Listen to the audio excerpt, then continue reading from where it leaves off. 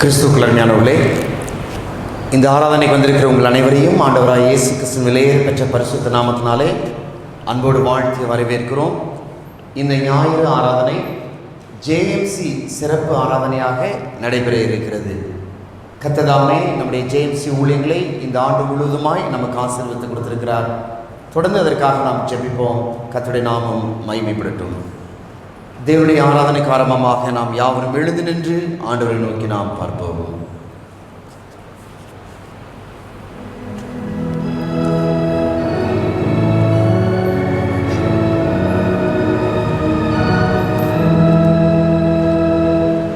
இந்த நாவில் பொது பாட்டு எந்த இயேசு தருகிறார்.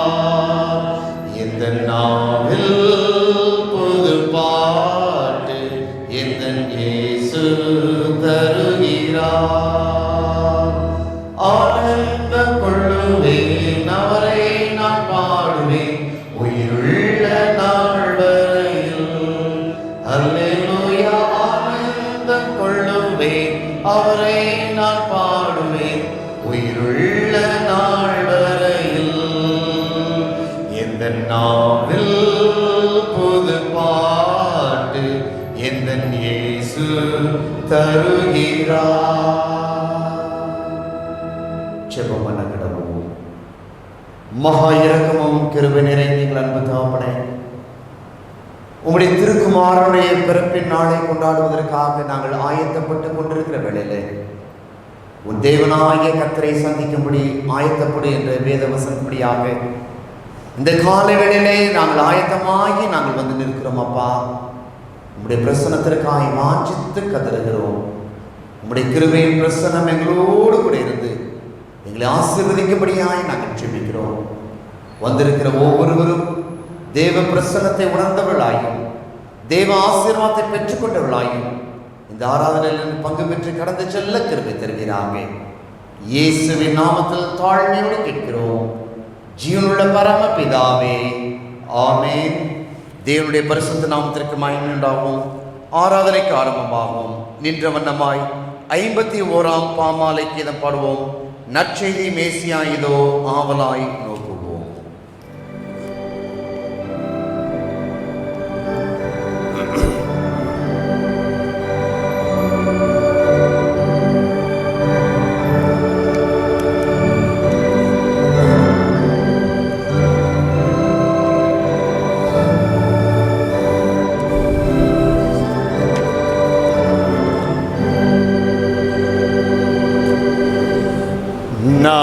நற்செய்தி மேசியா இதோ ஆவலாய் நோக்குவோம்.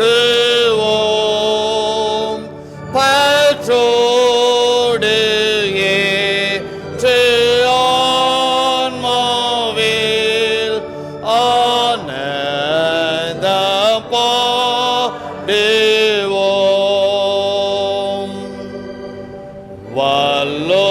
வல்லோனால் சீராயானோரை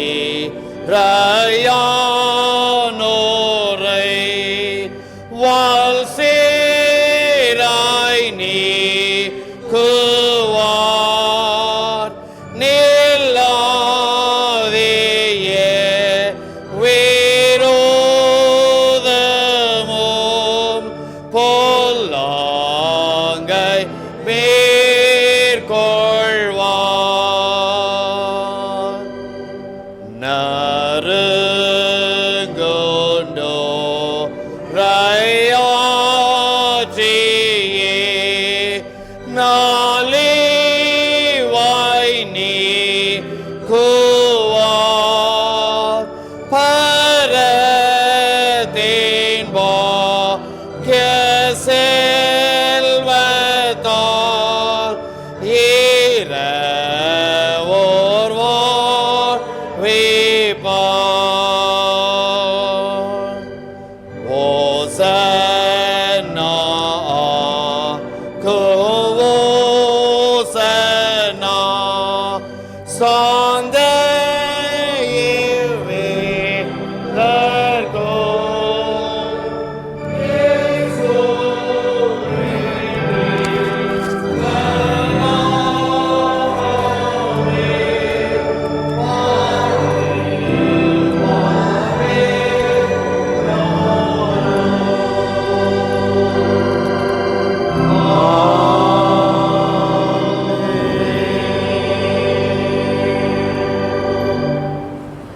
மாலை ஆராதனை முறையை பின்பற்றுவோம்.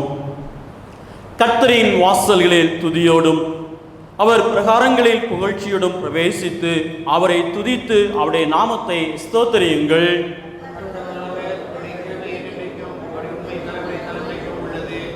நம்மை உண்டாக்கின கர்த்தருக்கு முன்பாக நாம் பணிந்து குனிந்து முழங்கால் படியிட கடவோம். வாருங்கள்.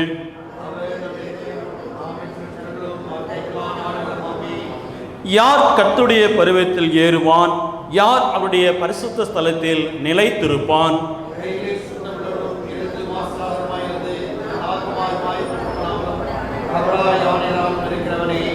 அவருக்கு விரோதமாக நாம் கலகம் பண்ணி அவர் தீர்க்கதரிசிகளாகிய தம்முடைய ஊழியக்காரரை கொண்டு நமக்கு முன்பாக வைத்த அவருடைய நியாய பலனுடைய நடக்கத்தக்கதாக நாம் அவருடைய வசனத்துக்கு செவிகொடாமல் போனோம்.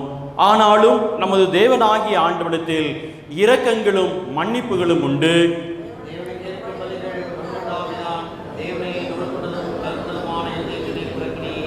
வருத்தப்பட்டு பாரம் சுமக்கிறவர்களே, நீங்கள் எல்லாரும் என்னிடத்தில் வாருங்கள், நான் உங்களுக்கு இளைப்பாறுதல் தருவேன்.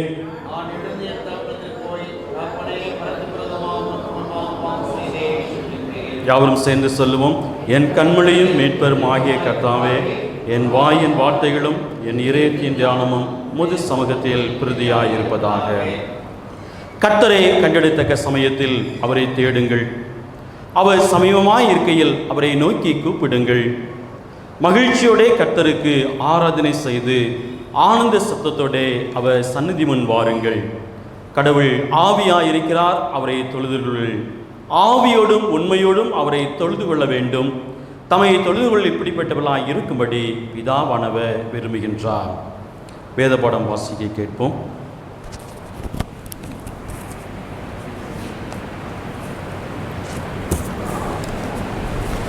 நாம் யாரும் எழுந்திருந்து நற்செய்தி பகுதியை வாசிக்க கேட்போம். லூக்கா எழுதின நற்செய்தி நூல் 1ஆம் அதிகாரம் வசனங்கள் 31 முதல் 40 வரை. லூக்கா எழுதின நற்செய்தி நூல் 1ஆம் அதிகாரம் வசனங்கள் 31 முதல் 40 வரை. இதோ, நீ கர்ப்பவதியாகி ஒரு குமாரனை பெறுவாய், அவருக்கு இயேசு என்று பெயரிடுவாயாக. அவர் பெரியவராயிருப்பார், உன்னதமானவருடைய குமாரன் எனப்படுவார். கர்த்தராகிய தேவன் அவருடைய பிதாவாகிய தாவீதின் சிங்காசனத்தை அவருக்கு கொடுப்பார். அவர் யாக்கோபின் குடும்பத்தாரை என்றென்றைக்கும் அரசாளுவார். அவருடைய ராஜ்யத்திற்கு முடிவிராது என்றார். அதற்கு மரியாள் தேவதூதரை நோக்கி, இது எப்படி ஆகும்? புருஷனை அறியேனே என்றார். தேவதூதன் அவளுக்கு பிரதியுத்தரமாக, பரிசுத்த ஆவி உன்மேல் வரும், உன்னதமானவருடைய பலன் உன்மேல் நிழலிடும். ஆதலால் உன்னிடத்தில் பிறக்கும் பரிசுத்தம் உள்ளது, தேவனுடைய குமாரன் எனப்படும்.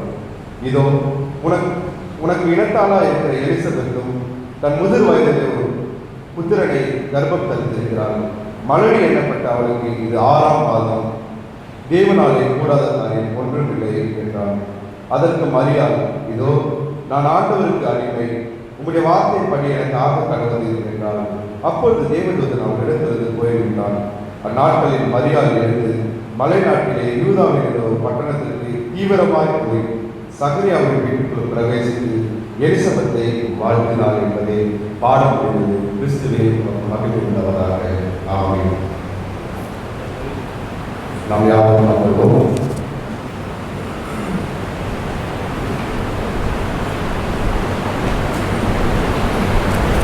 இந்த நாளுக்கு மீட்பின் நம்பிக்கை. கர்த்தர் உன் ஆக்கினைகளை அகற்றி உன் சத்துருக்களை விலக்கினார். இஸ்ரவேலின் ராஜாவாகிய கர்த்தர் உன் நடுவில் இருக்கிறார், இனி தீங்கை காணாதிருப்பாய். செப்பனியா 3:15. நான் சொல்ல என்னோடு கூட யாரும் சேர்த்து சொல்லுவோம். கர்த்தர் உன் ஆக்கினைகளை அகற்றி உன் சத்துருக்களை விலக்கினார். இஸ்ரவேலின் ராஜாவாகிய கர்த்தர் உன் நடுவிலே இருக்கிறார், இனி தீங்கை காணாதிருப்பாய். செப்பனியா 3:15. இந்த ஞாயிற்றுக்கிழமை ஜெயசி சிறப்பு ஞாயிறாக நாம் அனுசரித்து வருகிறோம். ஒவ்வொரு ஆண்டும் கிறிஸ்துமஸ் காலங்களிலே நம்முடைய திருச்சபை சார்பாக நாம் சிறுவர் ஊழியத்தை நடத்தி வருகிற 23 ஜேஎஸ்ஏ மையங்களிலே வெகு சிறப்பாக கிறிஸ்துமஸ் நிகழ்ச்சியை நாம் நடத்துவது உண்டு. ஆனால் இந்த ஆண்டிலே கால சூழ்நிலை நிமித்தமாக அந்த 23 மையங்களிலும் கிறிஸ்துமஸ் நிகழ்வுகள் நடத்த முடியாத ஒரு சூழ்நிலைக்குள்ளாக நாம் இருந்து வருவோம். எனினும் எப்படியாவது அந்த பிள்ளைகளை இந்த கிறிஸ்துமஸ் காலங்களில் உற்சாகப்படுத்த வேண்டும் என்று சொல்லி ஜெபத்தோடு முயற்சிக்கும் பொழுது ஒரு நல்ல திட்டத்தை ஆண்டவர் கிருபை செய்தார். சிறு பிள்ளைகளுக்கு ஒரு டிராயிங் காம்படிஷன் ஒன்று வைக்கலாம் என்றும் 9ஆம் வகுப்புக்கு மேல் படிக்கிற பிள்ளைகளுக்கு லூக்கா எழுதின நற்செய்தி நூலை கிறிஸ்து பிறப்பு நிகழ்ச்சியை மனநவசனமாக எழுத சொல்லலாம் என்று சொல்லி நாங்கள் தீர்மானித்தோம், ஜெபித்தோம். கேட்பதற்கு ரொம்ப எளிதாக இருப்பது போல இருக்கும். ஆனால் இதை நாங்கள் செயல் வடிவமாக்கும் போதுதான் நாங்கள் பட்ட காரியங்களை நாங்கள் நினைத்து பார்ப்பது இது எவ்வளவு பெரிய காரியம் என்பதை நாங்கள் அறிந்து கொண்டோம். குறிப்பாக நம்முடைய 23 மையங்களுக்கும் நோட்டீஸ் அளித்து நோட்டீஸ் விநியோகம் செய்வதற்கு முதலிலே ஒரு முயற்சி இருக்கும்.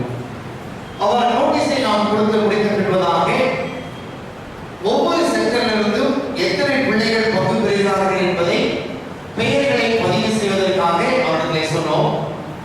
ஒவ்வொரு சென்டரில் இருக்கிற அருமையான மக்கள் பொறுப்பாளர்கள் உற்சாகத்தோடு கூட எங்களுக்கு உதவி செய்தார்கள்.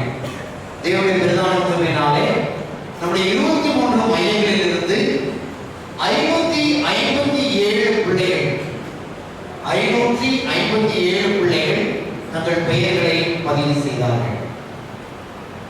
இரண்டாவதாக இந்த பிள்ளைகளுக்கு எவ்வாறு எப்படிப்பட்ட ஒரு பேப்பரிலே இந்த படவரைகளுக்கு கொடுக்கலாம் என்று சொல்லி யோசிக்கும் பொழுது ஒரு நல்ல குவாலிட்டியான பேப்பரில் கொடுத்தால்தான் இது சரியாக இருக்கும் என்று சொல்லி நீங்கள் மேலே பார்க்கிற வண்ணமாக இந்த படங்களை வரைந்து ஜெராக்ஸ் எடுத்து நாங்கள் கொடுத்தோம். அவர் கொடுப்பதற்கும் 2 நாட்கள் 23 மையங்களிலே சென்று அந்த பிள்ளைகளுக்கு கொடுத்த ஆண்டவருக்கு செய்தார். 2 நாட்கள் தேர்வு நடைபெற்றது. ஒன்று 28ஆம் தேதி அன்றைக்கு 23 சென்டரிலும் காலை நேரத்திலே இந்த படம் வரைந்து வர்ணம் தீட்டுதல் நிகழ்ச்சி நடைபெற்றது.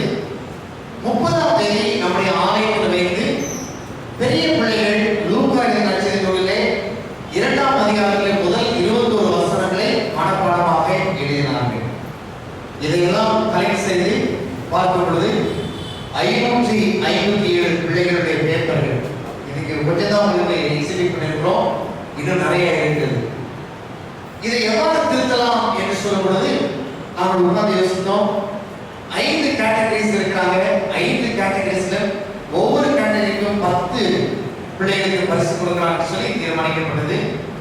இந்த விடைத்தாளர்களை திருத்தும் பெரிய பணியை நம்முடைய சண்டே ஸ்கூல் ஆசிரியர் குழுமத்திலே நாங்கள் கொடுத்தோம். நாங்கள் நினைச்சோம் 557 பேப்பரை அதை திருத்தி முடிப்பதற்கு ரொம்ப கஷ்டப்படுவாங்க நினைச்சோம். ஆனால் கடவுளுடைய பிரதான கிருபையினாலே அவருடைய நல்ல ஆசிரியர் அனுபவத்தின் மூலமாக வெகு சிறப்பாக வெகு சீக்கிரமாக அவர்கள் மதிப்பீடு செய்து எங்களுக்கு அந்த 10 பிள்ளைகளுடைய பெயர்களை எங்களுக்கு எடுத்துக் கொடுத்தார்கள். எனவே சண்டே கிளாஸ் டீச்சர்ஸ் அத்தனை பேரையும் அன்போடு வாழ்த்துகிறோம். இந்த தேர்வானது 5 பிரிவாக நடத்தப்பட்டது. ஒவ்வொரு பிரிவையும் உங்களுக்கு அன்போடு நான் அறிமுகம் செய்ய வைக்க நான் ஆசைப்படுகிறேன். பிரிவு 1 சாண்டா கிளாஸ் படம் மேலே கொஞ்சம் கொண்டிருப்பாங்க. அது 1ஆம் வகுப்பு 2ஆம் வகுப்பு படிக்கிற பிள்ளைகள் நமக்கு வரைந்தது. 23 மையங்களிலே 159 பிள்ளைகள் அதில் பங்கு பெற்றார்கள்.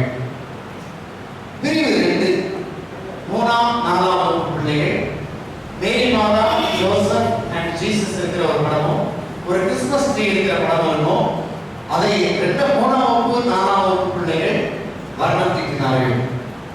191 பிள்ளைகள் இதில் பங்கு பெற்றார்கள். பிரிவு 3 5ஆம் 6ஆம் வகுப்பு, அதே போல பிரிவு 4 7ஆம் 8ஆம் வகுப்பு. இந்த 2 பிரிவுகளுக்கும் 2 படங்களை நாங்கள் கொடுத்தோம். படம் வரைந்து வர்ணம் தீட்ட வேண்டும் என்று சொல்லி நாங்கள் நினைச்சு கூட பார்க்கல. இதில் நிறைய டிராயிங்ஸ் இருக்கு பாருங்களேன். ஒரு பிளாக் கலர்ல ஸ்கெட்ச் பண்ண மாதிரி இருக்கும். பிள்ளைகள் ரொம்ப தத்ரூபமாக அவர்கள் வரைந்தார்கள். 3வது பிரிவிலே 71 பிள்ளைகளும் 4வது பிரிவிலே 87 பிள்ளைகளும் பங்கு பெற்றார்கள். பிரிவு 5 9ஆம் வசனத்தை 30ஆம் தேதி அன்றைக்கு நம்முடைய ஆலயத்தில் வைத்து எழுதினார்கள். எழுதப்படுவதாக விளையாட்டை நாங்கள் பார்த்தோம்.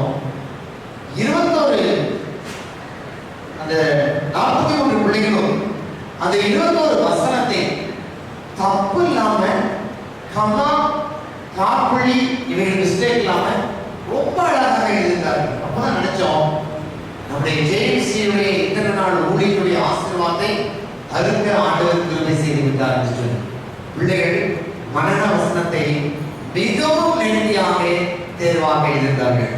ஆக மொத்தம் 557 பிள்ளைகள் தேர்வில் ரெஜிஸ்டர் செய்து ஒரு பிள்ளை கூட மிஸ் ஆகாம இந்த 2 நாட்களில் வந்து பங்கு பெற்று தேர்வு எழுதி நமக்கு கொடுத்திருக்கிறார்கள்.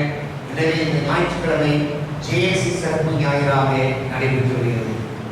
எனவே இதை திருத்தி கொடுத்த அத்தனை சண்டே ஸ்கூல் டீச்சர்ஸ்க்கும் பொறுப்பாளர்களுக்கும் குருவானவராக என் மனமார்ந்த வாழ்த்துக்களையும் நன்றியும் தெரிவித்துக் கொள்கிறேன். இந்த நாளிலே ஜேஎம்சி சிறப்பு ஞாயிறு இந்த நிகழ்ச்சியை நமக்கு நடத்தி கொடுப்பதற்காக நம்முடைய மிஷனரிமார்கள் 2 பேரும் நம்முடைய உதவி குருவானவரும் சகோதரர் ஜெபனும் சேர்ந்து 4 பேரும் இதற்காக பெரும் முயற்சி எடுத்தார்கள். அவர்களை அன்போடு வாழ்த்துகிறேன். நம்ம எல்லாரும் கரைகளை கட்டி அவர்களுக்கு நம்முடைய வாழ்த்துக்களை நன்றி கொள்வோம். நம்முடைய திருச்சபையின் செயலர் பொருளாளர் ஜேஎம்சி இயக்குநர்கள் இதற்காக தன்னுடைய முழு ஒத்துழைப்பை கொடுத்தார்கள். அவர்களுக்கு மனமார்ந்த வாழ்த்துக்களையும் நன்றியை தெரிவித்துக் கொள்கிறேன். இன்றைக்கு ஜேஎம்சி பிள்ளைகள் நம்முடைய ஃபைனல் கேட்டகரியில் இருக்கிற பிள்ளைகள் நம்ம வந்திருக்கிறாங்க. இப்பொழுது நாம் பார்க்க போகிற வீடியோக்கு பிறகு அவர்கள் நமக்கு ஒரு சிறப்பான நடனத்தை நமக்கு ஆடி தேவனுடைய நாமத்தை மகிமைப்படுத்துவார்கள். அவர்களே அன்போடு நான் வரவேற்கிறேன். கர்த்தர்களை ஆசீர்வதிப்பார்கள். இப்பொழுது நாம் பார்க்க போகிற ஒரு வீடியோ இந்த 2 நாட்கள் 23 மையங்களில் என்னென்னலாம் நடந்துச்சுங்கிறதை நாம் ஒரு வீடியோவாக நாம் பார்க்கலாம்.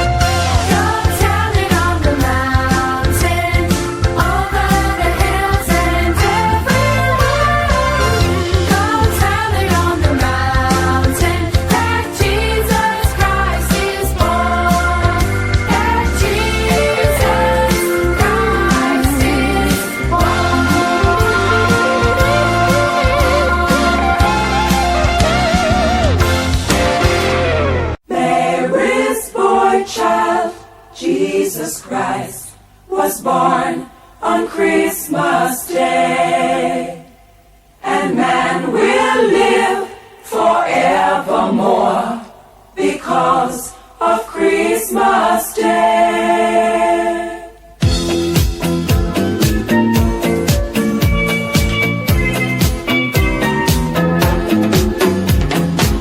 Long time ago in Bethlehem, so the Holy Bible said, Mary's boy child, Jesus Christ, was born on Christmas Day.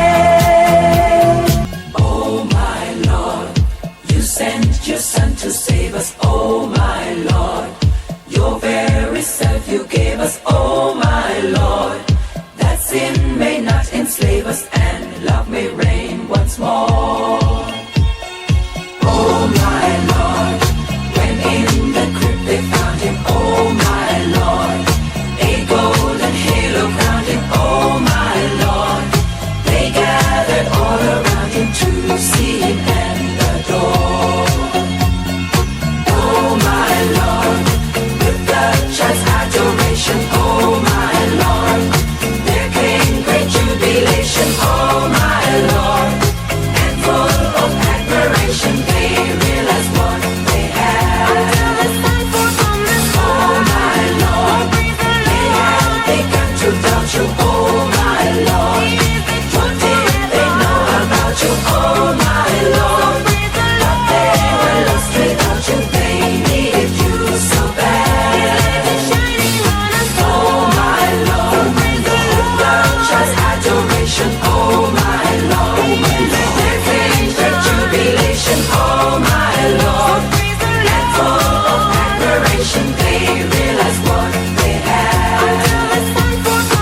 Oh my Lord, you sent your Son to save us. Oh my Lord, your very self you gave us.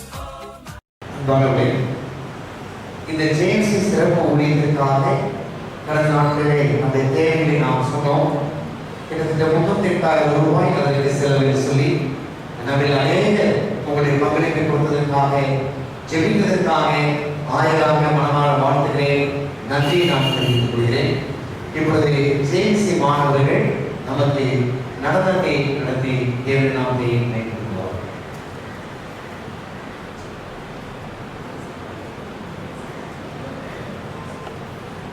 நடனத்தை செய்யக்கூடிய தேவசி மையம் மனப்பாடலின் பெயர் வந்து அதைத் தொடர்ந்து கட்டாய மையத்துடைய சிறுபெயர்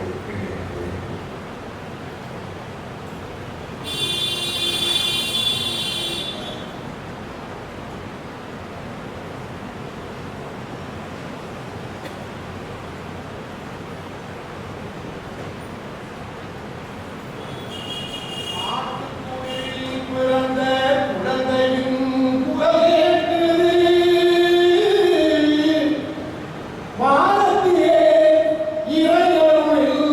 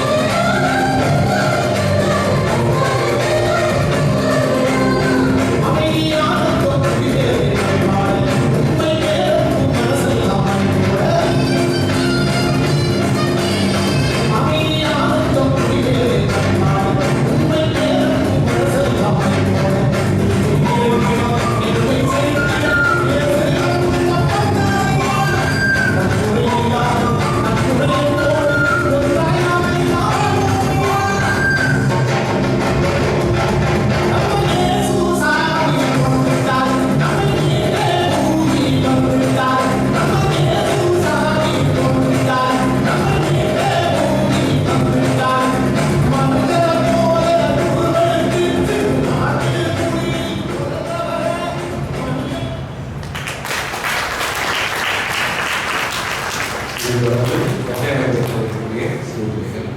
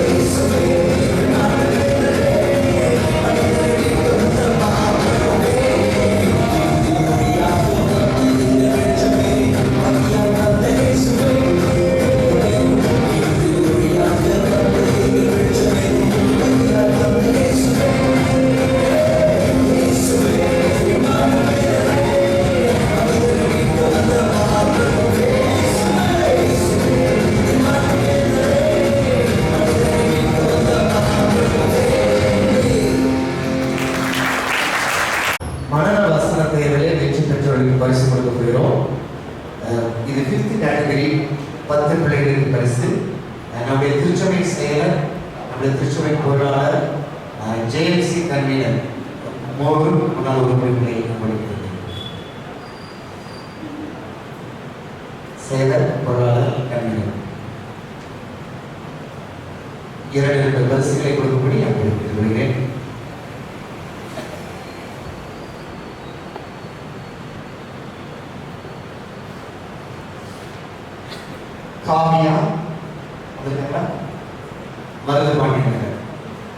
கரெக்டா உற்சவம் பண்ணலாமா?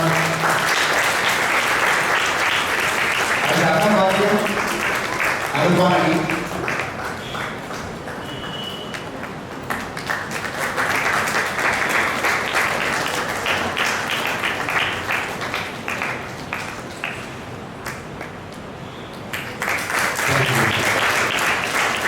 சகாய செல்வராணி அனுப்பானி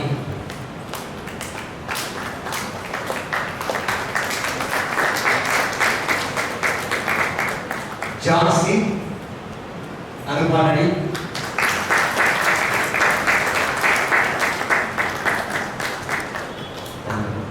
கரோலின் ஜெனிஃபர் வந்திருக்காங்க. நீங்க வாங்கிக்கிறீங்களா?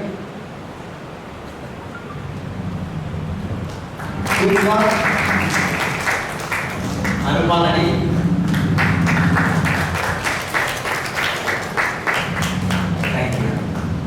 அடுத்தபடிய ஜெனிஃபர் முத்துப்பட்டி அனுப்பானி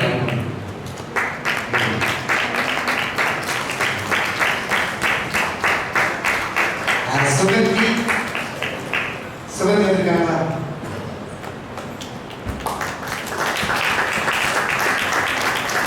சுகந்திரா முத்துப்பட்டி நிகரசி பெத்தானேபுரம்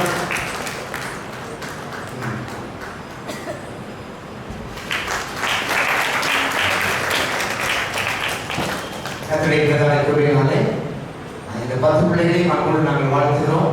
நல்லா படிக்க. ஜேம்ஸுடைய எதிர்கால சிந்தனையே உங்களை நல்லா படிச்சு வரவங்கள உயர்ந்த படிக்க வைத்து சமுதாயத்தை ஒரு பெரிய அந்தஸ்துள்ள ஒரு மனிதர்களாக மாற்ற வேண்டும். நல்லா படிங்க. இந்த திருச்சபை உங்களோடு கூட இருக்கிறது, ஜெயம்சி உங்களோடு கூட இருக்கிறது, கர்த்தர் உங்களோடு கூட இருக்கிறார். கர்த்தர் உங்களை ஆசீர்வதிப்பார். Thank you very much. மீண்டுமாக நல்லா கையில கட்டி இந்த ஜெயம்சியுடைய சிறப்பான கண்களை மூடி நம் ஆண்டவராகிய கர்த்தரை நோக்கி பார்க்கலாம். வேதம் அரிய வேதம் நம் தேவன் தந்தது, நம்மை மாற்றும் புதிதாக்கும் உயர் நோக்கம் கொண்டது. வேதம் அரிய வேதம் நம் தேவன் தந்தது.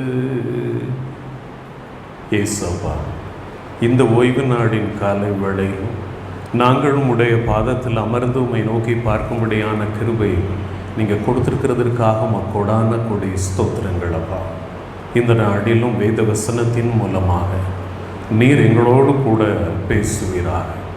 மனுஷன் அப்பத்தினாலே மாத்திரமல்ல, தேவனுடைய வாயிலிருந்து புறப்படுகின்ற ஒவ்வொரு வார்த்தையினாலும் பிழைப்பான் என்கின்ற வசனத்தின்படி நாங்கள் பிழைக்கத்தக்கதான வார்த்தைகளை நீர் கட்டளையிடுவீராக. இயேசு கிறிஸ்துவின் நாமத்தில் கேட்டுக்கொள்கிறோம் எங்கள் அன்புள்ள பரமபிதாவே, ஆமென். ஆண்டவராகிய இயேசு கிறிஸ்துவின் இனிய நாமத்தினால் உங்களை வாழ்த்துகின்றேன்.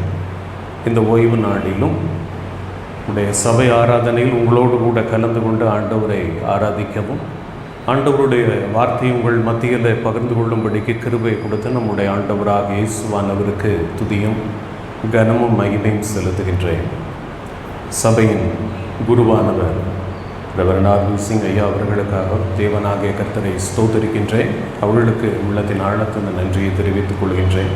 உடன் ஊழியர்களுக்கும் கமிட்டி அங்கத்தினர்களுக்கும் உள்ளத்தின் ஆழத்திலிருந்து நன்றியை தெரிவித்துக் கொள்கின்றேன். உங்கள் மத்தியில் இருப்பது மிகுந்த சந்தோஷம். இந்த நாளிலும் ஆண்டவராகிய கர்த்தர் உங்கள் மத்தியில் பேசும்படிக்கு என் உள்ளத்தில் ஏவின வார்த்தையை உங்களோடு கூட நான் பகிர்ந்து கொள்ள விரும்புகின்றேன். இந்த கிறிஸ்மஸ்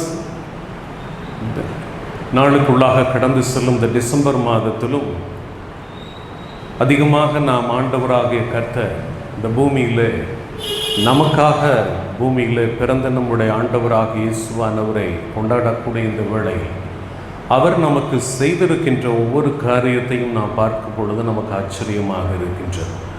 இந்த நாளிலும் ஆண்டவர் கொடுத்த வார்த்தையை உங்களோடு கூட நான் பகிர்ந்து கொள்ளட்டும். மத்தேயு 6வது அதிகாரம் 8வது வசனத்தை எடுத்துக்கொள்ளுங்கள். மத்தேயு 6வது அதிகாரம் 8வது வசனத்தை யாராவது ஒருத்தர் வாசிக்கலாம். உங்கள் பிதாவை நோக்கி நீங்கள் வேண்டிக் கொள்கிறதற்கு முன்னமே உங்களுக்கு இன்னது தேவை என்று அவர் அறிந்திருக்கிறார். இந்த வசனத்தை சற்று கவனித்து பாருங்கள். உங்கள் பிதாவை நோக்கி நீங்கள் வேண்டிக் கொள்கிறதற்கு முன்னமே உங்களுக்கு இன்னது தேவை என்று அவர் அறிந்திருக்கிறார். ஒவ்வொருவருக்கும் என்ன தேவை என்பது நம் ஆண்டவராகிய இயேசுவானவருக்கு தெரியும். வேதம் சொல்லுகிறது, வேண்டிக் கொள்ளுகிறதற்கு முன்னமே நம்ம என்ன வேண்டிக் கொள்ள போகிறோம் என்பதும் அவருக்கு தெரியும். எனக்கு அருமையானவர்களை, வேண்டிக் கொள்ளுகிறதற்கு முன்னமே உங்களுக்கு இன்னது தேவை என்று அவர் அறிந்திருக்கிறார். நமக்கு என்ன தேவை என்பது நம் ஆண்டவராகிய கர்த்தருக்கு தெரியும். அதில் மிகவும் முக்கியமான ஒரு காரியத்தை இந்த நாளில் உங்களோடு கூட நான் பகிர்ந்து கொள்ள விரும்புகின்றேன். நாம் வேண்டிக் கொள்ளுகிறதற்கு முன்னமே என்று கொடுக்கப்பட்டு இருக்கின்றது. எனக்கு அருமையானவர்களே, நாம் வேண்டிக் கொள்ளுகிறதையும் ஆண்டவர் தருகின்றார். சில வேளைகளில் நாம் ஆண்டவராகிய கர்த்தரிடத்தில் இந்த காரியத்தை நம்ம கேட்கணும்னு சொல்லியே நமக்கு தெரியாது. அந்த வேளை அவர் கேளாமலே அந்த காரியத்தை ஆண்டவராகிய கர்த்தர் கொடுக்கின்றார். கேட்கிறவர்களுக்கும் தருகின்றார், கேளாதவர்களுக்கும். அதைத்தான் இந்த நாளில் உங்களோடு கூட நான் பகிர்ந்து கொள்ள விரும்புகின்றேன். உங்களுக்கு இன்னது தேவை என்று அவர் அறிந்திருக்கிறார். ஒரு வேதத்திலிருந்து நம்முடைய ஆண்டவராகிய இயேசுவானவர் பரலோக ராஜ்யத்தை குறித்து அநேக காரியங்களை சொல்லி இருக்கின்றார். அதில் ஒரு காரியத்தை உங்களோடு கூட நான் பகிர்ந்து கொள்ள விரும்புகின்றேன். நமக்கு தெரிந்த சம்பவம் தான். பரலோக ராஜ்யத்தை குறித்து ஆண்டவர் சொல்லும் பொழுது மத்தேயு 20வது அதிகாரம் 1 முதல் 15 வசனங்களை எடுத்து வாசித்து பார்த்தீர்கள் என்றால் அதில் ஒரு சம்பவம் கொடுக்கப்பட்டு இருக்கின்றது. பரலோக ராஜ்யத்தை குறித்து இயேசுவானவர் சொன்னதை மத்தேயு 20 1 முதல் 15 வசனங்களை எடுத்து வாசித்து பார்த்தோம் என்றால் அதில் கொடுக்கப்பட்டிருக்கின்றது. ஒரு எஜமான் தன்னுடைய திராட்சை தோட்டத்துக்கு வேலை செய்யும்படிக்கு ஆட்களை தேடி செல்கின்றார். நான் செல்லூர் பக்கத்தில் காலையில் நீங்கள் பார்த்தீர்கள் என்றால் தெரியும், அநேகர் ஏதாவது நமக்கு ஒரு வேலை தரமாட்டார்களா என்று சொல்லி அங்கே வந்து காத்திருப்பார்கள். அதே போல இந்த எஜமான் புறப்பட்டு போகின்றான். காலையில் போகின்றான். ஒரு 9 மணி போல போய் என் திராட்சை தோட்டத்தில் வந்து வேலை செய்யுங்கள், உங்களுக்கு நான் நியாயமானபடி கூலி கொடுப்பேன் என்று அவன் சொல்கின்றான். ஒரு பணம் கூலி பேசி அவர்களை அழைத்து வந்து வேலை செய்ய வைக்கின்றான். எனக்கு அருமையானவர்களை, காலை 9 மணிக்கு, அடுத்தது 12 மணிக்கு, அடுத்தது 3 மணிக்கு அவன் போகின்றான். அப்படி இருக்கக்கூடியவர்களை அழைத்து வந்து தன் திராட்சை தோட்டத்தில் வேலை செய்ய சொல்கின்றான். சரியாக மாலை 5 மணிக்கு அவன் போகின்றான். கவனித்துக் கொள்ளுங்கள், அந்த நாள் முழுவதும் வேலையில்லாமல் நிற்கக்கூடிய சிலரை பார்க்கின்றான். மாலை 5 மணிக்கு அந்த இடத்துக்கு போகும் பொழுது, நீங்கள் ஏன் வேலை செய்யவில்லை என்று சொல்லும் பொழுது, எங்களுக்கு யாரும் வேலை கொடுக்கவில்லை. எனக்கு அருமையானவர்களே, கொஞ்சம் கவனித்து பாருங்கள். இந்த நாள் வேலை செஞ்சாதான் கூலி கிடைக்கும். காலையிலிருந்து காத்திருக்கிறார்கள், அவளுக்கு வேலை யாரும் கொடுக்கவில்லை. மாலை 5 மணி ஆகிவிட்டது, இனிமேல் நமக்கு எந்த வேலையும் கிடைக்காது. அப்படியே வேலை கிடைத்தால் நமக்கு என்ன கூலி கொடுக்க போகிறார்கள் என்கின்ற மனநிலைமையோடு கூட, மிகுந்த வியாகுலத்தோடு கூட நின்று கொண்டிருக்கிற அவர்களை தேடி எஜமான் போகின்றான். அந்த திராட்சை தோட்டத்துக்கு எஜமான் போய், எங்களுக்கு யாரும் வேலையிடவில்லை என்று சொன்னவுடன் அவன் சொல்கின்றான், என்னுடைய திராட்சை தோட்டத்துக்கு வாருங்கள், நீங்கள் வந்து வேலை செய்யுங்கள், உங்களுக்கு நியாயமானபடி நான் கூலி கொடுப்பேன் என்று சொல்கின்றான். வருகின்றார்கள். வேலை 6 மணிக்கு வேலை முடிகின்றது. எல்லாருக்கும் சம்பளம் கொடுக்கும்படிக்கு எஜமான் கட்டளையிடுகின்றான். எல்லாருக்கும் சமமாக சம்பளம் கொடுக்கப்படுகின்றது. இதில் கடைசியாக வந்து 1 மணி நேரம் மட்டும் வேலை பார்த்தவர்களுக்கு 1 நாள் சம்பளத்தை கொடுக்கும்படிக்கு எஜமான் கட்டளையிடுகின்றான். ஏன்? கொஞ்சம் யோசித்து பார்த்தீர்களா? நான் மற்ற காரியத்தை பேச விரும்பவில்லை. நாங்கள் ஒரு நாள் முழுவதும் வேலை செய்தோம், எங்களுக்கு சம்பளம் ஒரு பணம் தான். ஒரே 1 மணி நேரம் மட்டும் வேலை செய்தவர்களுக்கும் அதே சம்பளம் தானா? அவர்களோடு எங்களை சமமாக்கினீரே என்று முந்தி வந்தவர்கள் பிந்தி வருந்தவர்களை தங்களோடு கூட ஒப்பிட்டு பேசக்கூடிய காரியம் இருந்தாலும் இந்த நேரத்தில் கொஞ்சம் கவனித்து பாருங்கள். ஒரு நாள் முழுவதும் அவர்கள் வெளியில் நின்று கொண்டிருக்கிறார்கள் வேலை இல்லாமல்.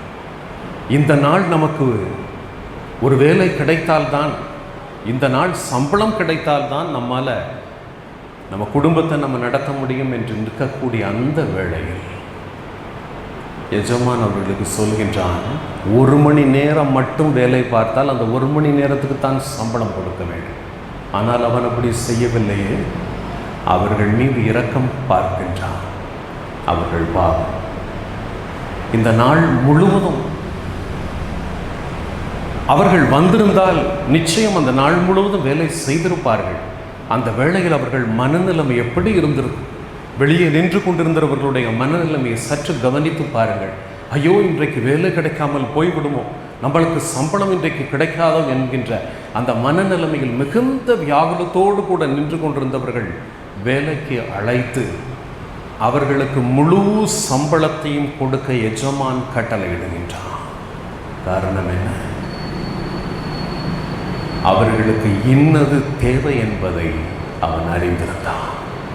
அவர்களுக்கு ஒரு நாள் சம்பளம் கொடுத்தால்தான் அந்த குடும்பம் பசி இல்லாமல் கொஞ்சம் பசி ஆற்ற முடியும். 1 மணி நேரம் உள்ள நேரத்துக்கு மாத்திரம் நான் சம்பளத்தை கொடுத்தால் அது ஒருவேளை அவர்கள் குடும்பம் கஷ்டப்படலாம்.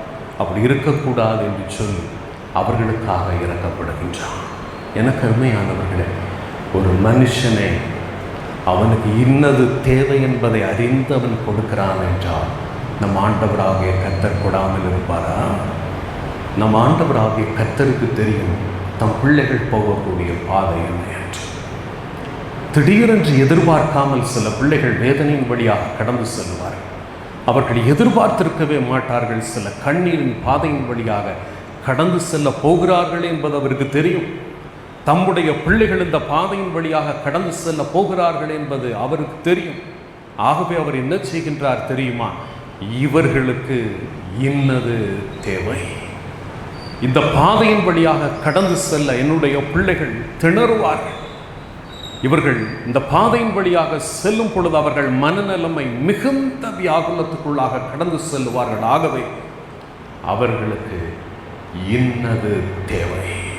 எனக்கு அருமையானவர்களே, ஆண்டவராகிய கர்த்தர் ஒரு மனுஷனுக்கு என்னென்ன தேவை, எப்பொழுது கொடுக்க வேண்டும் என்பதை அறிந்திருக்கிற தேவனாகிய கர்த்தர் ஒரு காரியத்தை இன்னது தேவை என்பதை அறிந்த தேவனாகிய கர்த்தர் ஒரு காரியத்தை செய்கிறார். இந்த நாள் நான் செய்தியை ஆயத்தப்படுத்தி கொண்டிருந்த பொழுது ஆண்டவர் வயதானவர்களுக்கல்ல, சிறு பிள்ளைகளுக்கல்ல, அவர் ஒரு நடுத்தர வயதில் இருக்கக்கூடியவர்களுக்கு, சொல்லப்போனால் வாலிப பிராயத்தில் இருக்கக்கூடியவர்களுக்காகவே இந்த பிரத்யேகமான செய்தி அவர் கொடுத்திருக்க வேண்டும். ஒருவேளை திருமணமானாலும் மரியாளை எடுத்துக்கொள்ளுங்கள். இயேசுவின் தாயாகிய மரியாளை எடுத்துக்கொள்ளுங்கள்.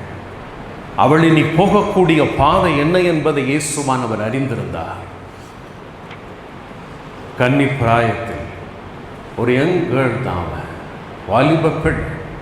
அந்த வாலிப பெண் என்ன பாதையின் வழியாக கடந்து செல்ல போகிறாள் என்பதை அறிந்திருந்த தேவனாகிய கர்த்தர் அவளுக்கு இன்னது தேவை என்பதை அறிந்திருந்தார்.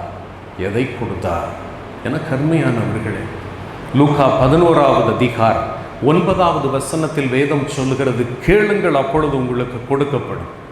10வது வசனத்தை லூக்கா 11வது அதிகாரம் 10வது வசனத்தை வாசித்து பார்த்தீர்கள் என்றால், கேட்கிறவன் எவனும் பெற்றுக்கொள்கிறான்.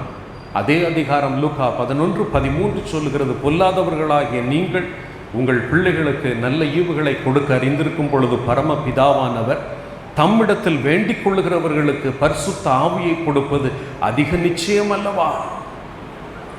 எனக்கு அருமையானவர்களை அநேகர் நினைத்துக் கொள்வது பரிசுத்த ஆவி நமக்கு தேவைதானா? மரியாள், நல்லா கவனித்துக் கொள்ளுங்கள். கேட்கிறவர்களுக்கு ஆண்டவர் வேதம் சொல்லுகின்றது, வேண்டிக் கொள்ளுகிறவர்களுக்கு பரிசுத்த ஆவியை கொடுப்பது அதிக நிச்சயம் அல்லவா என்று சொல்லுகின்ற வேதாகமம், நீங்கள் வேண்டிக் கொள்வதற்கு முன்பதாகவே உங்களுக்கு இன்னது தேவை என்பதை அறிந்திருக்கிற தேவனாகிய கர்த்தர், கேட்காமலே சிலருக்கு தேவனாகிய கர்த்தர் பரிசுத்த ஆவியை கொடுக்கிறார். அநேகர் நினைத்துக் கொள்கிறோம், அந்நிய பாஷையில் பேசினால்தான் பரிசுத்த ஆவியின் அபிஷேகத்தை பெற்றிருக்கிறோம் என்று. இல்லை.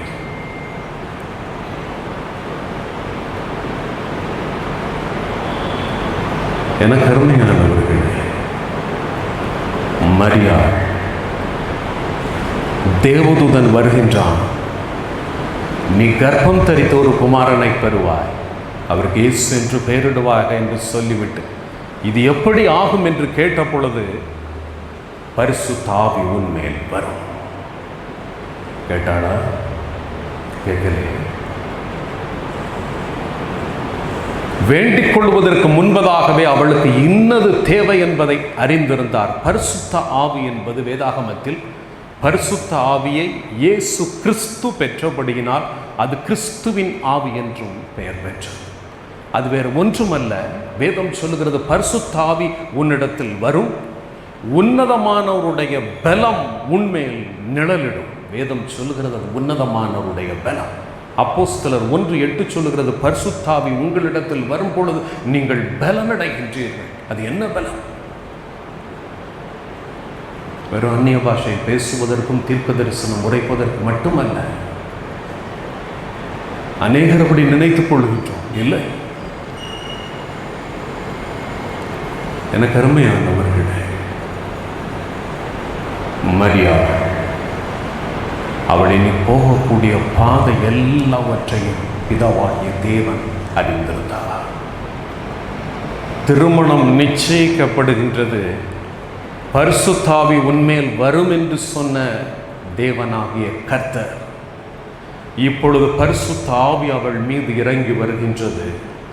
அவளிடத்தில் உற்பத்தியாக கூடியது பரிசுத்த ஆவியினால் என்பது மட்டுமல்ல, இனி அவள் போகக்கூடிய பாதை இந்த பரிசுத்த ஆவியின் பலம் இல்லாவிட்டால் அவளால் தாங்கிக் கொள்ள முடியாது. எனக்கு அருமையானவர்களே, திருமணம் நிச்சயிக்கப்படுகிறது. யோசேப்புக்கு அவள் பரிசுத்த ஆவியினாலே கர்ப்பவதி ஆனாள் என்கின்ற வார்த்தை கேள்விப்பட்ட உடனே அவளை ரகசியமாய் தள்ளிவிட யோசனையாய் இருந்தான் என்று கொடுக்கப்பட்டிருக்கின்றது. இது நிச்சயமாக இந்த காரியம் ரகசியமாக இருந்தாலும் மரியாள் அந்த காரியத்தை உணர்ந்திருப்பாள். திருமணம் நிச்சயிக்கப்பட்டது நிற்க போகுதுன்னா எப்படி இருக்கும்? இன்னைக்கு அநேக குடும்பங்கள் அப்படிப்பட்ட சம்பவம் நடந்து விடுகின்றது. குடும்பமே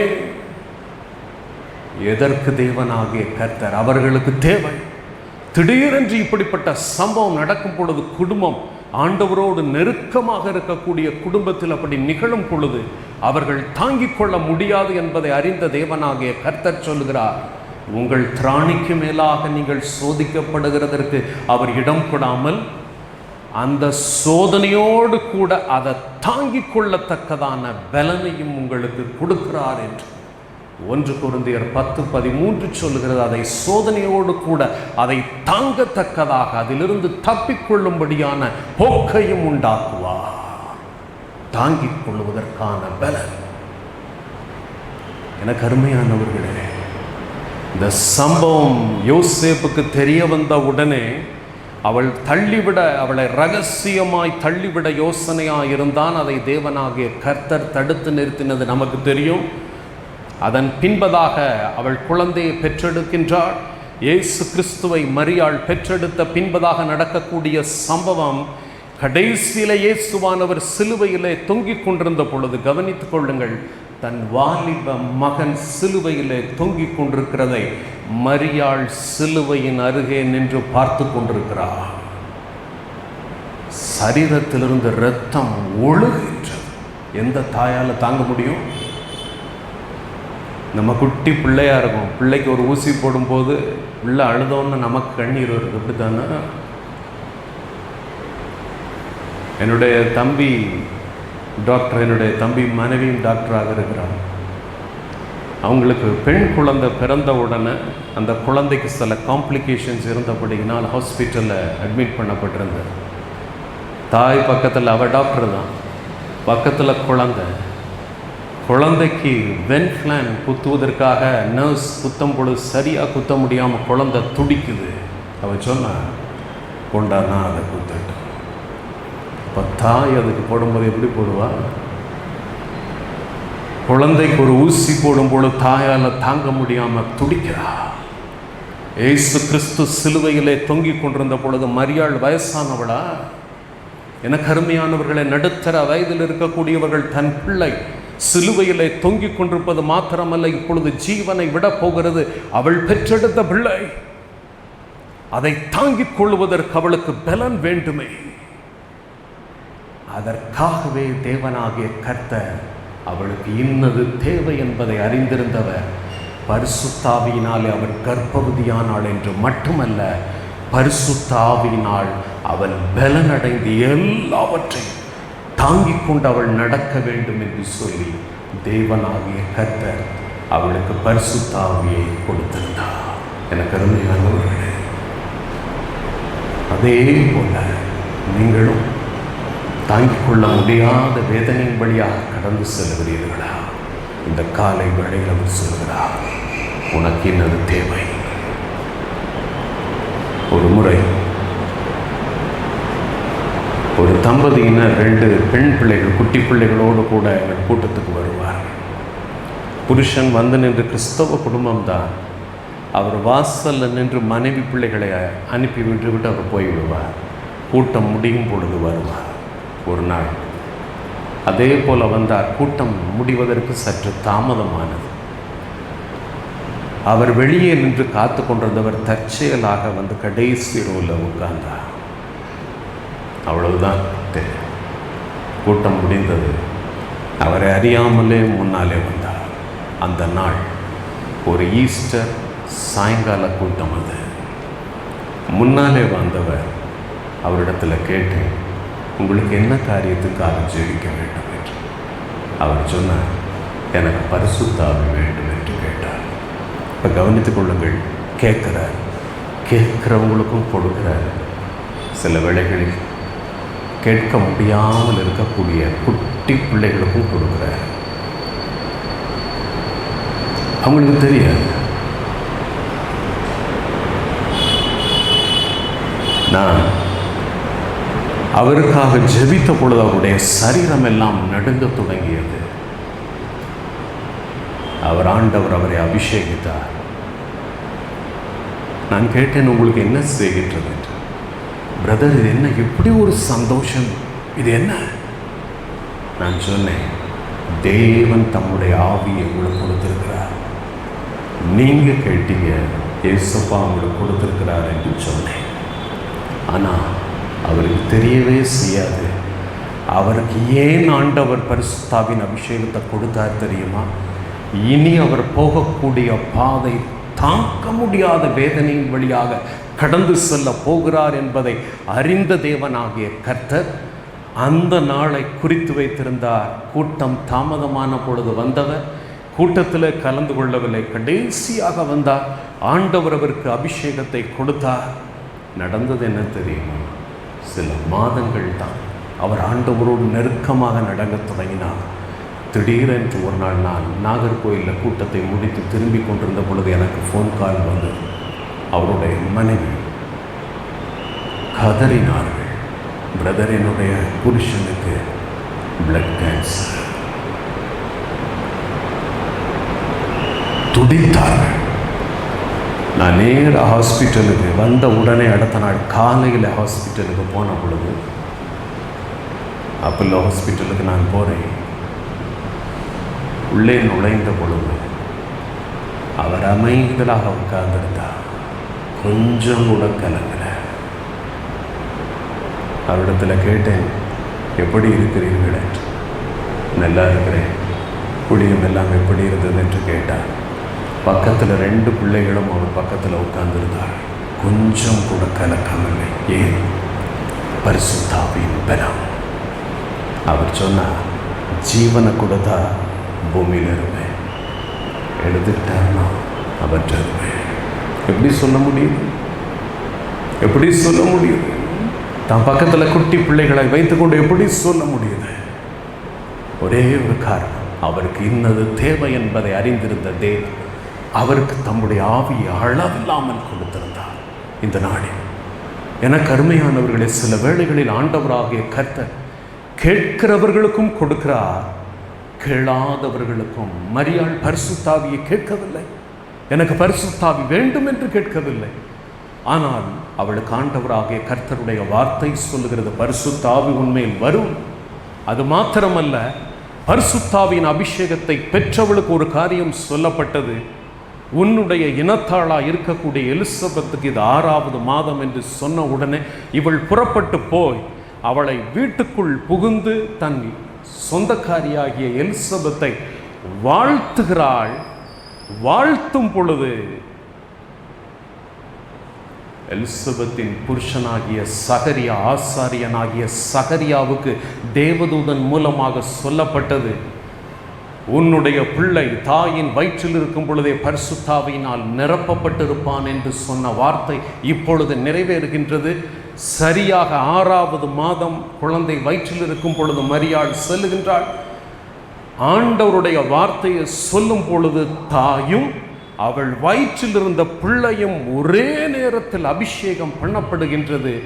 வயிற்றுக்குள்ளாக இருந்த பிள்ளை அபிஷேகத்தில் துள்ளிற்று என்று வேதம் சொல்கிறது. இன்னைக்கு அநேகர் கேட்பார்கள், என்னது வல்லம் மேலே விழுகிறார்களாய்? வயிற்றுக்குள்ள உள்ள பிள்ளையே துள்ளிச்சுன்னா வெளியே இருக்கக்கூடியவனுக்கு என்ன நடக்கும்? ஆண்டவருடைய வல்லமையை குறித்து கேலி செய்யக்கூடாது. தெரிந்தால் அதை குறித்து பேச வேண்டும், இல்லாவிட்டால் அமைதலாக இருக்க வேண்டும். அது நமக்கு நல்லது. கர்த்தருடைய வல்லமையை குறித்து பேசுவதற்கு நம்முடைய மூளையை வைத்துக்கொண்டு நிதானிக்க முடியாது. அவருடைய வல்லமை மகா பெரிய வல்லமை. வயிற்றுக்குள்ளாக இருந்த பிள்ளை துள்ளிற்று என்றால் அது அபிஷேகிக்கப்பட்டது. யோவான் சொன்னான், கேட்டானா எனக்கு பரிசுத்தாவியை தாரும் என்று? கேட்கவில்லை. எதற்காக கொடுத்தா? அவனுடைய வாலிப வயதில் அவன் சிரச்சேதம் பண்ணப்படும், அவன் தலை துண்டிக்கப்படும். அவன் அழைச்சிட்டு போயிருப்பாங்க. இப்பொழுது அவன் தலை துண்டிக்கப்பட போகிறது என்ற உடனே அதை குறித்து கொஞ்சம் கூட கவலைப்பட்டிருக்க மாட்டான். காரணம், தாயின் வயிற்றிலேயே அவன் பெற்ற தேவனுடைய வல்லமை. அவனுக்கு இன்னது தேவை என்பதை அவர் அறிந்திருந்தார். எனக்கு அருமையானவர்களே, ஒரே ஒரு காரியத்தை சொல்லி நான் முடிக்க விரும்புகின்றேன். ஒரு முறை கேட்காதவர்களுக்கும் ஆண்டவர் கொடுக்கிறது எதற்காக? அவங்களுக்கு தேவை இருக்கிறபடியினால் அவங்க கேட்கிற வரைக்கும் நான் காத்திருக்க முடியாது, நான் கொடுக்கட்டும். சில நேரத்தில் அவர்கள் கேட்பதற்கு அவர்களுக்கு தெரியாது. அதற்காக நான் கொடாமல் இருக்க முடியுமா? நான் கொடுக்கத்தான் வேண்டும். எனக்கு அருமையானவர்களே, ஒரு நாள் என்னுடைய கூட்டத்தில் ஒரு பாட்டியோடு கூட பேரப்பிள்ளை வந்து உட்கார்ந்திருந்தாள். சிறுமிதான். அவளை சிறு வயதில் நான் கண்டிருக்கின்றேன். குட்டி பிள்ளையாக அம்மா அப்பா கையை பிடித்து கொண்டு வந்ததை நான் கண்டிருக்கின்றேன். அவ்வளவு சந்தோஷமாக இருந்த அவள் இன்றைக்கு அவள் பாட்டியோடு கூட வந்திருக்கக்கூடிய அவளுடைய சம்பவம் எல்லாம் எனக்கு தெரியும். தாய் திடீரென்று தாய் அவளை விட்டு இந்த பூமியை விட்டு கடந்து போய்விட்டாள். குட்டி பிள்ளை. தாயை இழந்து போனா தகப்பனோ முடியாது. தகப்பனுடைய அன்பும் இல்லை, தாயும் இல்லை. கூட்டத்தில் வந்து பாட்டியோடு கூட உட்கார்ந்துருந்தா. அன்னைக்கு நான் செய்திக்கு முன்பதாக ஒரு பாடல் படித்தேன். அந்த பாடலை கேட்டுக்கொண்டே இருந்தவள் கூட்டம் முடிந்த பின்பதாக அவன் பாட்டியோடு கூட வந்தாள். என்னிடத்தில் கேட்டாள், எனக்காக அந்த பாட்டை நீங்கள் ஒருக்கா படிப்பீங்களா அங்கிள் என்று கேட்டேன். நான் ஏன் என்று கேட்டேன். எனக்கு அந்த பாட்டு படிக்கும்போது எனக்கு ரொம்ப ஆறுதலாக இருந்தது என்று சொன்னாள். அவளுக்கு அது என்ன ஆறுதல்? பாட்டில் கூட தேவனாகிய கர்த்தர் அந்த ஆறுதலை கொடுக்கிறார் என்றால், ஆறுதல் என்று அவள் சொல்லுகிறாள். சொல்லக்கூடிய அளவில் அவளுக்கு வயசும் இல்லை. அந்த ஆறுதல் என்று சொல்லக்கூடியது அவளை தேவன் தம்முடைய ஆவியினால் நிறைத்திருந்தார் என்று அர்த்தம். இந்த குட்டி பிள்ளையால் நீ போகக்கூடிய பாதை தாங்க முடியாது. ஆகவே நான் என்னுடைய பலத்தை அவளுக்கு கொடுக்கட்டும் என்று கொடுத்திருந்தார். அவள் கேட்ட பாடல் எது தெரியுமா? சொந்தம் என்று சொல்லிக்கொள்ள உம்மை விட்டால் யாரும் இல்லை, சொத்து என்று அள்ளிக்கொள்ள உம்மை விட ஏதுமில்லை. இயேசுவே இயேசுவே எல்லாம் இயேசுவே இயேசுவே இயேசுவே எல்லாம் இயேசுவே.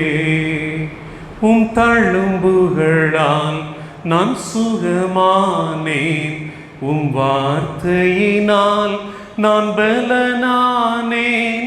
உம் தழும்புகளால் நான் சுகமானேன், உம் வார்த்தையினால் நான் பலனானேன். நான் பலனானேன், நான் பலனானேன். சொந்தமென்று சொல்லிக்கொள்ள உம்மை விட்டால் யாருமில்லை, சொத்து என்று அள்ளிக்கொள்ள உம்மை விட ஏதுமில்லை.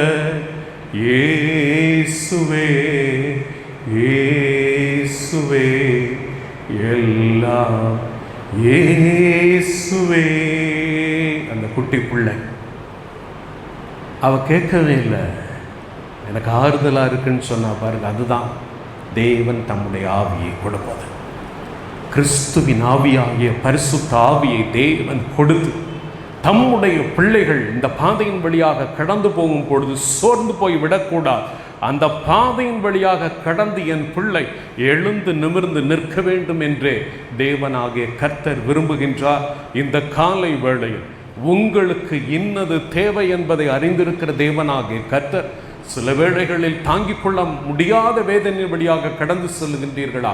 இப்பொழுது நாம் ஜெபிக்கும் பொழுது ஆண்டவரிடத்தில் கேளுங்கள், இயேசுவே நான் கேட்கிறேன், எனக்கு உம்முடைய ஆவியை தாரும்.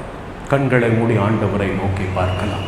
பரிசுத்த ஆவியானவரே, இந்த நாளிலும் நீங்கள் கொடுத்த அந்த வேத வாக்கியங்களுக்காக உமக்கு நன்றி சொல்லுகின்றோம். ஆண்டவரே, இந்த வார்த்தையை நீர் கொடுத்திருக்கிறீர் என்றார். ஆண்டவரே, என்னால் தாங்கிக் கொள்ள முடியாத வேதனையின் வழியாக நான் கடந்து செல்கின்றேன். ஆண்டவரே, என்னால் தாங்கிக் கொள்ள முடியவில்லை என்று சொல்லக்கூடிய பிள்ளைகளுக்கு இப்பொழுதும் உடைய ஆவியை தேவனாகிய கர்த்தர் கட்டளையிடுவீராக.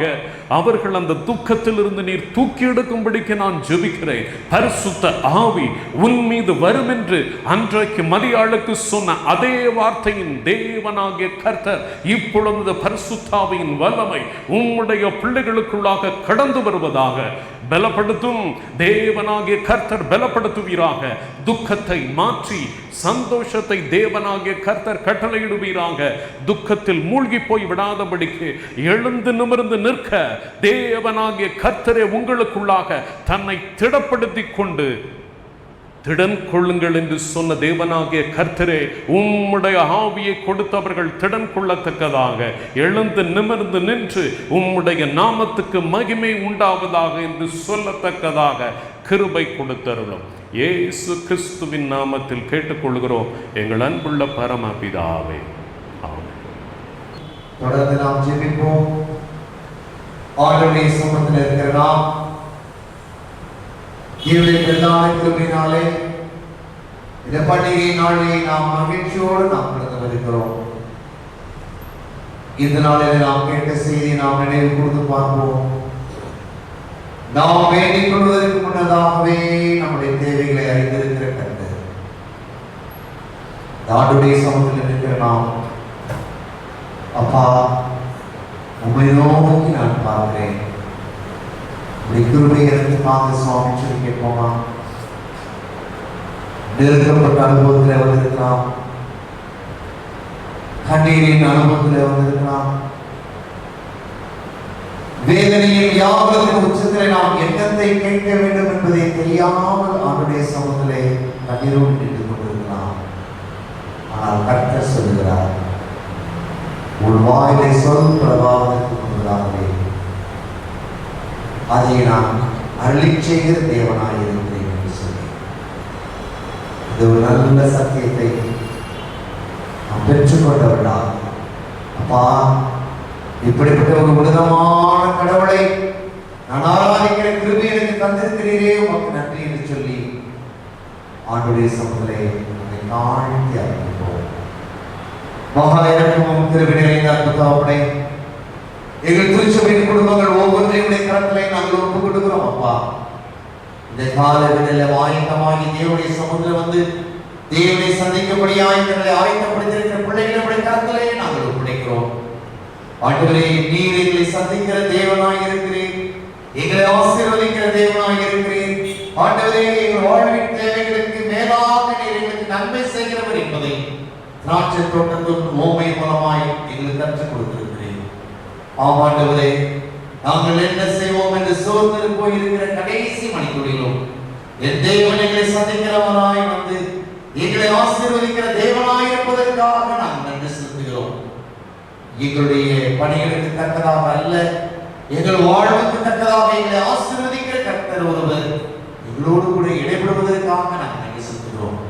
எங்கள் திருச்சபையின் ஒவ்வொரு குடும்பங்களையும் உடைய கருத்தில் ஒப்படைக்கிறோம். அப்பா ஆசீர்வதிக்கிறாங்க. ஆண்டவரே, தன்னுடைய பிள்ளைகளுக்காக ஜெபித்துக் கொண்டிருக்கிற பெற்றோர்கள் உண்டு சுவாமி. தங்கள் பிள்ளைகளுக்காய் கண்ணீரை சுமந்திருக்கிற பெற்றோர்கள் உண்டு சுவாமி. கர்த்தாவே, இந்த ஆலய ஆராதனை விட்டு செல்லும் பொழுது என் தேவனின் சத்தத்தை விண்ணப்பத்தை கேட்டார் என்று சொல்லி பெற்றோர்களை களிக்கூற கிருபை தரும்படியாய் ஜெபிக்கிறோம். தங்களுடைய எதிர்கால வாழ்வை நினைத்து ஏங்கிக் கொண்டிருக்கிற பிள்ளைகள் உண்டு சுவாமி. கர்த்தாவே, உடைய கரத்திலே நாங்கள் ஒப்பு கொடுத்து நாங்கள் ஜெபிக்கிறோம். தன்னுடைய தயவுள்ள கரம் அவர்களோடு கூட இருந்து பிள்ளைகளுக்கு ஒரு திறந்த வாசலை நீர் தந்து ஆண்டவரை புதிய ஆண்டில உயர்த்தும்படியாய் நாங்கள் ஜெபிக்கிறோம். ஆண்டவரே, இந்த ஆண்டிலே ஜேம்ஸ் ஊழியர்களை நாங்கள் செய்வதற்கு கால சூழ்நிலைகளுக்கு சாதகமாய் இல்லாத சூழ்நிலைகளும் ஆண்டவரே 500க்கு மேற்பட்ட பிள்ளைகள் பங்கு பெறத்தக்கதாக ஒரு பெரிய கிருபை நீ தந்ததற்காய் சொல்கிறோம்.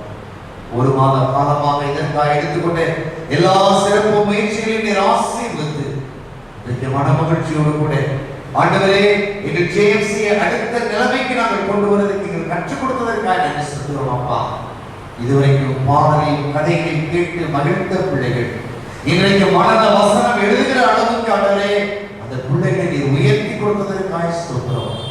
இனி எங்களுடைய தரிசனத்தின்படி இனி அந்த 23 மையங்களிலும் ஆண்டவரே வருகிற நாட்களில் சுவாமி ஆராதனை மையங்கள் ஆரம்பிக்கப்பட நீர் கிருபை தருவீராக. ஜேம்ஸுக்காய் உழைக்கிற குடும்பங்கள், ஜேம்ஸுக்காய் உழைக்கிற ஊழியர்கள், ஜேம்ஸுக்காய் அள்ளி கொடுக்கிற எங்கள் திருச்சபையின் ஒவ்வொரு குடும்பத்தையும் இந்த நாளில் விசேஷமாய் ஆசீர்வதிக்கிறாங்க. இந்த நாளில் தேவனுடைய வார்த்தையை சுமந்து நமது அடியாருக்காய் நன்றி செலுத்துகிறோம் சுவாமி. கர்த்தர் தாமே அவரையும் அவருடைய குடும்பத்தையும் அவரோடு ஊழியர்களை எதிர்க்கிற ஒவ்வொருவரையும் ஆசீர்வதிக்கும்படியாய் நாங்கள் ஜெபிக்கிறோம். இன்றைக்கு தானத்திற்கு நாங்கள் கடந்து செல்லும் பொழுது கர்த்தரின் சத்தத்தையும் விண்ணப்பத்தை கேட்டார் என்று சொல்லி மன நிறைவோடு நாங்கள் கடந்து செல்லுகிறாங்க. கர்த்தருடைய ஆலயத்தில் உங்களை ஆசீர்வதிக்கிறோம். இந்த வார்த்தையினாலே நாங்கள் வாழ்த்துகிறோம். அப்பா, ஆசீர்வதிக்கிற ஆண்டவரை கருத்துக்கொள் எங்களை தாழ்த்தி அர்ப்பணிக்கிறோம். இயேசுவின் நாமத்தில் தாழ்மையோடு கேட்கிறோம் எங்கள் ஜீவனுள்ள பரமபிதாவே, ஆமென். கர்த்தருடைய ஜெபத்தை சேர்த்து சொல்வோம். பரமண்டலங்களில் இருக்கிற எங்கள் பிதாவே, உம்முடைய நாமம் பரிசுத்தப்படுவதாக, உம்முடைய ராஜ்யம் வருவதாக, உம்முடைய சித்தம் பரமத்திலே செய்யப்படுவது போல பூமியிலே செய்யப்படுவதாக. அருள் அப்பத்தை எங்களுக்கு தாரும். எங்களுக்கு விரோதமாய் குற்ற செயல் நாம் மன்னிக்கிறது போல எங்கள் குற்றங்களை எங்களுக்கு மன்னியும். எங்களை சோதனைகள் பிரவேசிக்க பண்ணாமல் தீவிர ரட்சித்துக் கொள்ளும். ராஜ்யம் வல்லமை மகிமையும் என்னைக்கு முடிவிலே. ஆமென். தேவனுடைய இரக்கத்துக்கும் கிருபைக்கும் பராமரிப்பும் நாங்கள் அர்ப்பணிப்போம். நம்முடைய கர்த்தராகிய இருக்கிற இயேசுவின் கிருபையும் பிதாவாகிய இருக்கிற தேவனுடைய அன்பும் பரிசுத்த ஆவியானவருடைய அன்னைக்கும் ஆசீர்வாதமும் வழங்குகிறோம். உங்கள் அனைவரோடு கூட நீங்கள் ஆண்டவருடைய சமூகத்தில் வேண்டிக் கொண்ட ஆசீர்வாத மேன்மைகளோடு கூட இன்றும் சதா காலங்களிலும் நிலைத்திருப்பதாக.